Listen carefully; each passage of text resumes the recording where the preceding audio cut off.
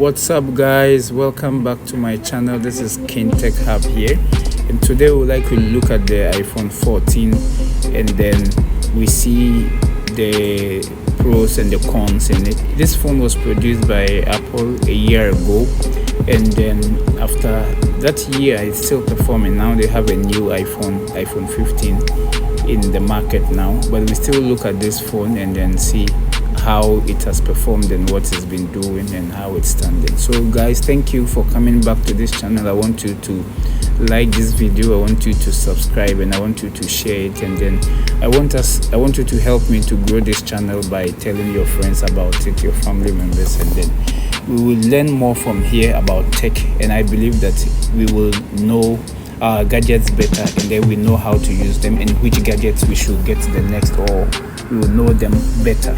So without wasting much time, this is the phone Apple produced a year ago, like I said, September 2022, and then this phone is one of the best phones in the market so far, as at the time it was produced. Even up till now, it's still good until the iPhone 15 came. This phone is 172 grams. That's the weight for the phone.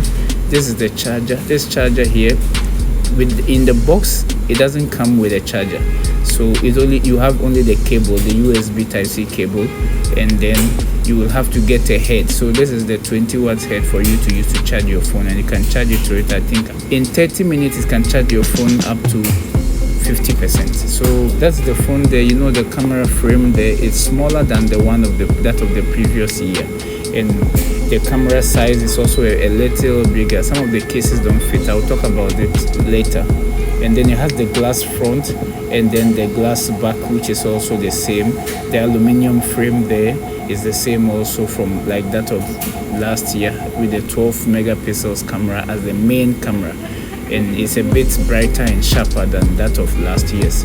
So with the water resistant, this phone is IP68 dust and water resistant, and it's up to 6 meters for 30 minutes inside water. That's how long it can last. It also has a nano SIM and then an eSIM. There is also the dual eSIM with multiple numbers from the US version. Okay, so I love the protection on this phone because of the glass front and then the glass back.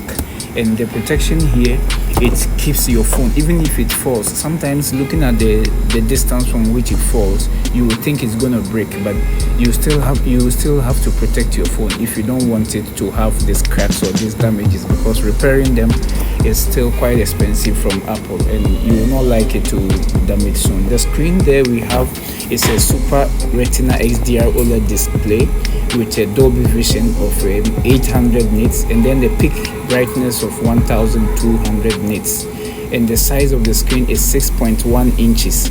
So it's almost like, this phone is almost like the same phone that was produced by Apple in 2021, which is iPhone 13. So it almost has the same body, the same camera positioning, the diagonal camera positioning, the outside looks the same, and then it's only the inside that has been tweaked a little high, or a bit high, and then it has been repriced. But I feel like the little upgrade that was made to this phone is still worth it, you know, even though it has the same Apple A15 Bionic chip with the 5 nanometers. It's still great. And then the hexa cores are the same, and the Apple GPU, which is in this phone, we have a 5-core graphics, but in iPhone 13 it is a 4-core graphics, which is an upgrade to have. These are some of the small updates I'm talking about. And with the memories also, the memory is running from 128 GB to 512 GB, but with the RAM that is running in this phone is a 6 GB RAM, which is higher and better than that of the iPhone 13, which runs on a 4 GB RAM.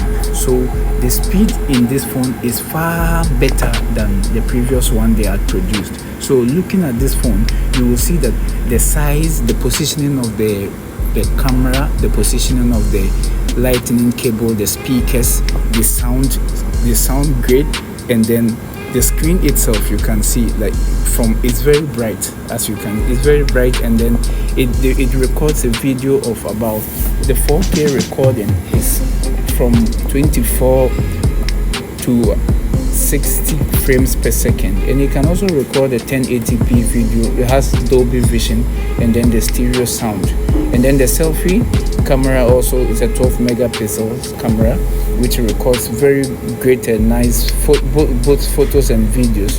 And then you can see the screen there. The cinematic is in good shape, and then the speakers are also great. As I said, it has no radio, it has no the Wi-Fi is also Wi-Fi 8, same like that of last year. The Bluetooth has a little upgrade in it. This is a 5.3, and then the previous version was a 5.0. And the positioning of the GPS and then the other things are also a bit same. With the USB Lightning is also 2.0. But some of the things that are making this phone different from the iPhone 13, one of them is the GPS, like the crash detection.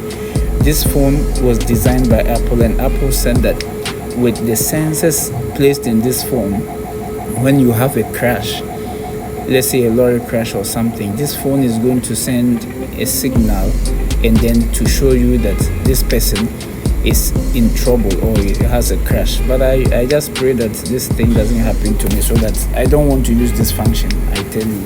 And then also there's a satellite connectivity which the iPhone 13 does not have. So many of the functions here that has been upgraded.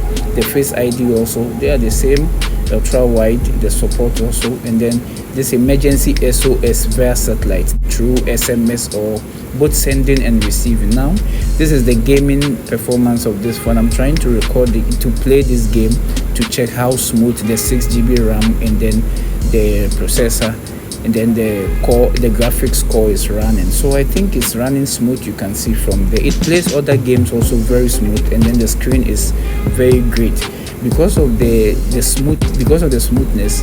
I really love playing game on this phone. The battery is also very strong. You can see my usage there, a 3279 milliamperes battery, which has a little upgrade. You see there, that's the 100%. It's still strong and good in shape. It has a little upgrade from the previous years on. And these are the cases. These cases, I used an iPhone 13's case. This is iPhone 13 case. I was trying to place it on the 14 to see. Some of the cases are not able to are not able to be used on both sides because of the camera bumps. The cameras on the iPhone 14, the bumps look a little bigger, even though when you position them in a way they look the same. They're actually not the same. You see the differences in it. Some of the cases fit on both phones and some do not fit on both phones. So guys, there you have it. This is the iPhone 14 review I brought to you, and then I would like you to subscribe to this channel, to share it with your friends, and then come back to this channel. I will always have more to record for you, and then more for us to learn from, so that we will know our gadgets well and then know how to use them, and then we will be able to grow the channel also. Thank you guys very much. With this iPhone 14, I really want to tell you, if you feel the need to upgrade, you see the camera there, it cannot fix into this case. You see that? Yeah. But if you feel there is a need to upgrade your phone, it's still up to you. But for me, I think like if you can upgrade it, it's okay. Yeah. Thank you very much. This is kingtechhub. Hope to see you on the next video. Bye.